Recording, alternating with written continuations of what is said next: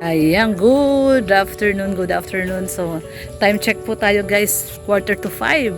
At ito no, ano na oh, takip silim na. Ayan oh, sunset. Ayan na, sunset pala dito sa may likod. No, so nandito ang sunset no, dito sa side na to. Sa gilid natin. Sunset, ang sunrise nandun. So sakto lang yung bahay natin no, nakatapat doon yung bahay natin. Nandun yung sunrise. So tapat siya ng bahay. Nandito po yung sunset. Ayan yung sunset. So ngayon, bigyan ko pa lang po kayo ng konting update ng ating ginagawang pagbububong.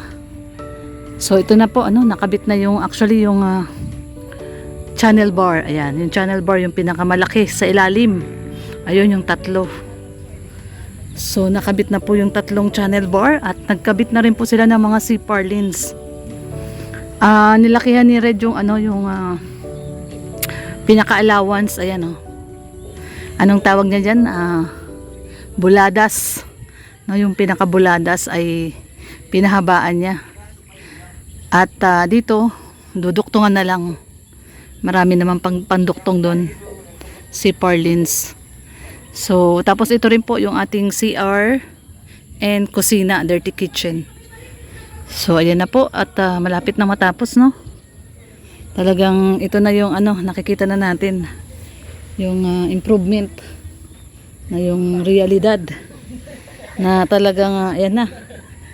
Kitang-kita na oh. So ito yung isang kwarto.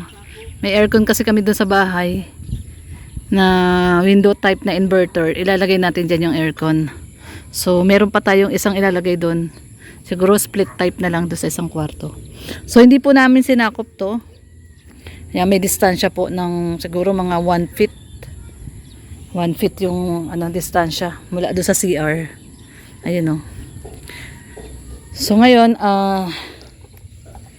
unahin natin yung CR tsaka yung isang kwarto para paglipat namin ni Red. Ayan oh guys, so kung makikita nyo po dito, ayan oh. Ayan na po yung ginawa nila Tatay Blas at saka ni Kuya Alex. Si Kuya Alex po ay kapatid nila Guard na panganay.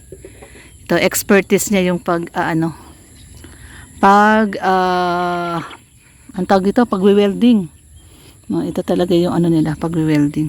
So yung tirang bakal doon sa pinaka-poste sa gitna ay inikot nila doon sa C-bar, C-channel, ayan o. Inikot nila yung mga tirang, may mga nakaalsang bakal sa poste. Yan po ay iniikot pa po nila dun sa channel bar. So ayan na, sukat daw po yung niyan, pagitan ng mga C-purlins. So yan po ang ating update ngayong time check tayo. Oo, 5 na pala oh. So 5 at nakapagpasweldo na rin tayo sa kanila. Sipag ni Rico oh. Yan ang masipag oh. Bago umalis, nagugas pa ng pinggan. Ayan. Parang si Kuya Rico ang tagahugas nila. Dapat sabi ni Red, di ba Kuya Rico, kanya-kanya daw hugas kayo dapat. So, yan guys oh. Ang ganda na oh.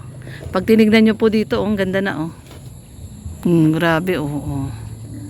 Tsaka tinaas po ng 2 hollow blocks kasi yung sabi namin mababa, sabi nila wag daw babaan, mas maganda daw yung mataas. Mas maganda daw mas mataas para nakaganon talaga. Nakaslant. So nagtaas po ng 2 hollow blocks. Ayan. Tay, na, bilis na So bukas papasok sila tatay. Papasok kayo ni Alex, tay? Pasok sila bukas at tatapusin daw nila yung bubong. Pag nalagyan na nila yan, pwede na ipatong yung bubong.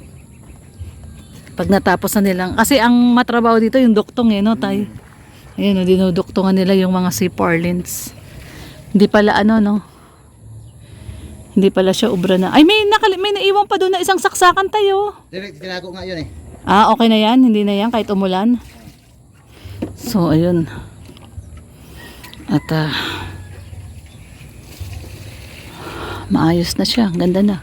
Ang galing no, kasi yung mga tirang bakal po, ayun iniikot nila dun sa pinaka C-bar, oo. Nakaabang talaga yan dyan sa mga C-bar.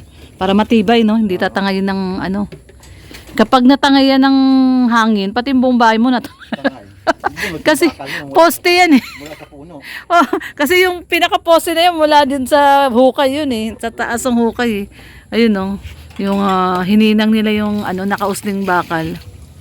So ayan, at na mabilis ang trabaho ni Tatay Blas at ni Kuya Alex. Bali dalawa po sila no na nagwe-welding.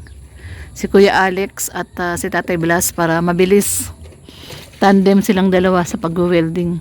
Kaya dalawa din yung welding machine natin. Ayun oh, yung isa kay ano to yung isa eh, niram ni Red kay ano, Mami Jo.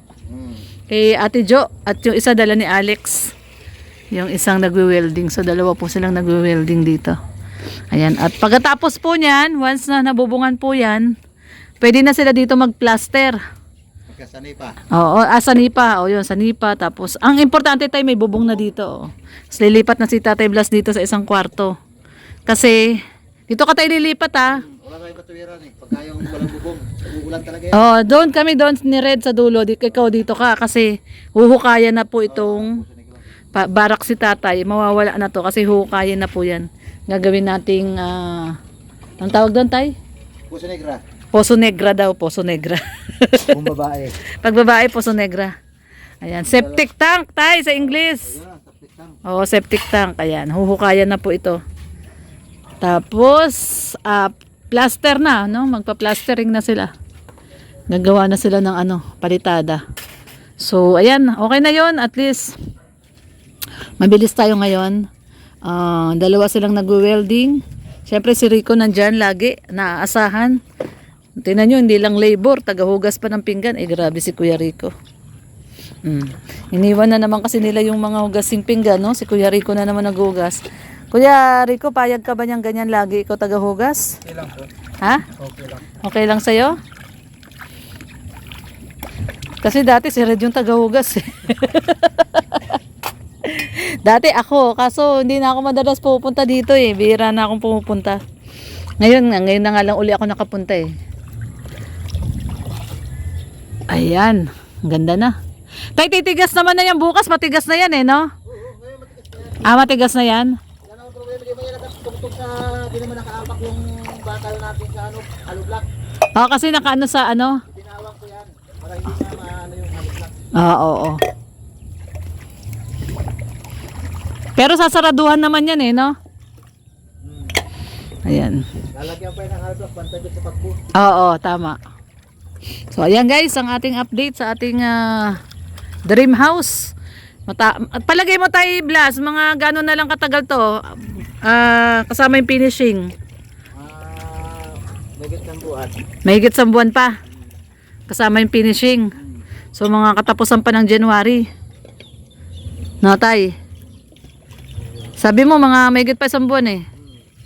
So, mga mahigit sa buwan pa daw, tapos sabi ni Tatay, ang kasama ang finishing. Tapos na lahat yun, no? May pintura na, may tiles na, lahat.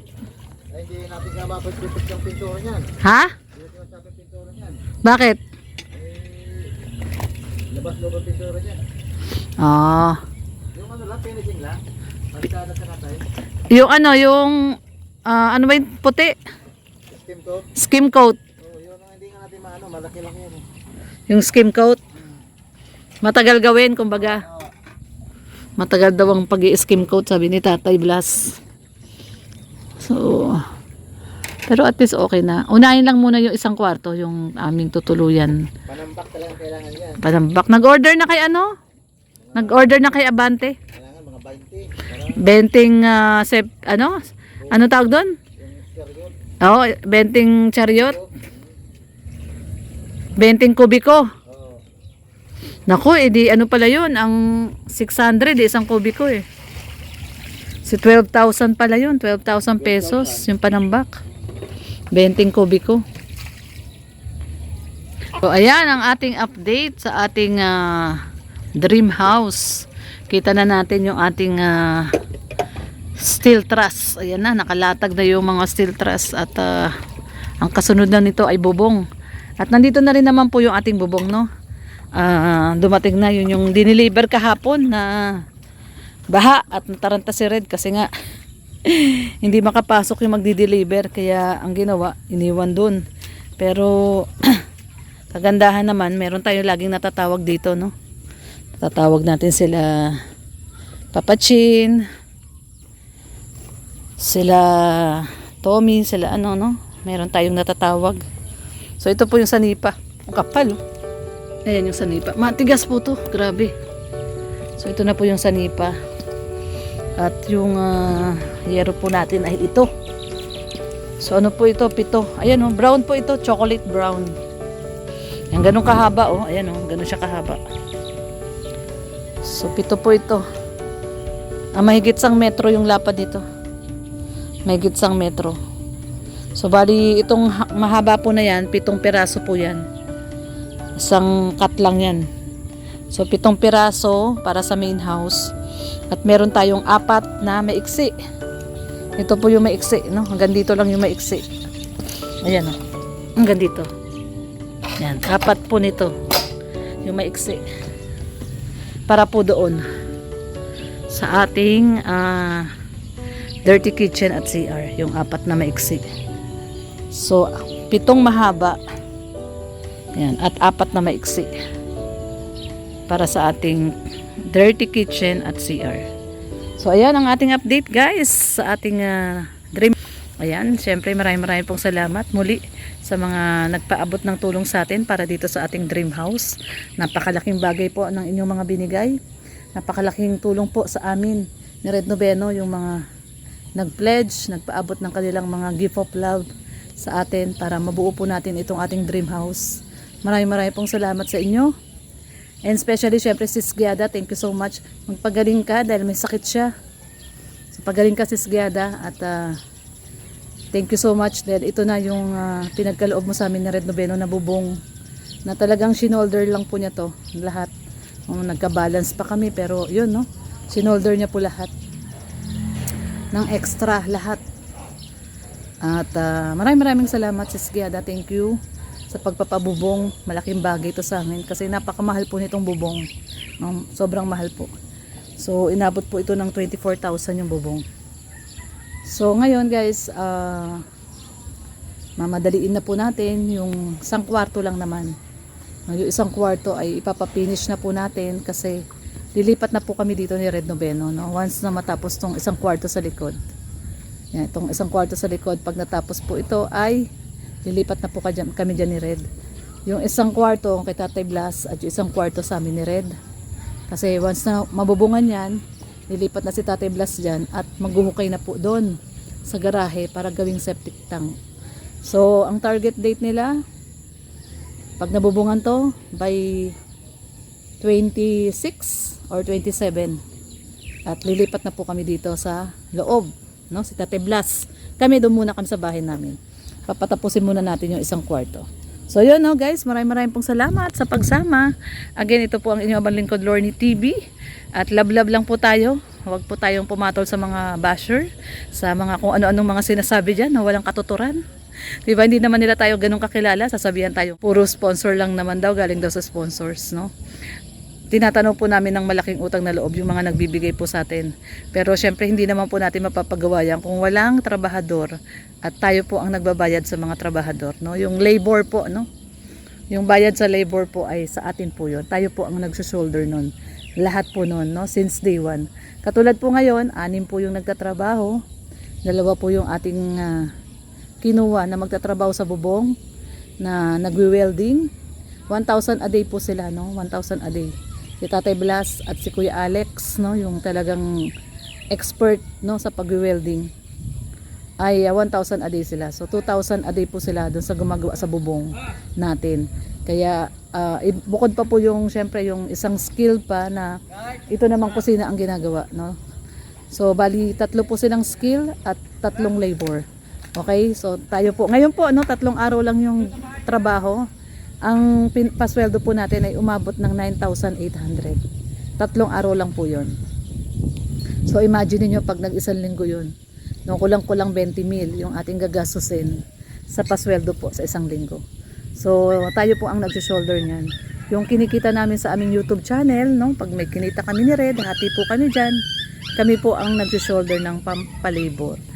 So God bless everyone. Ingat po tayong lahat. Bye-bye.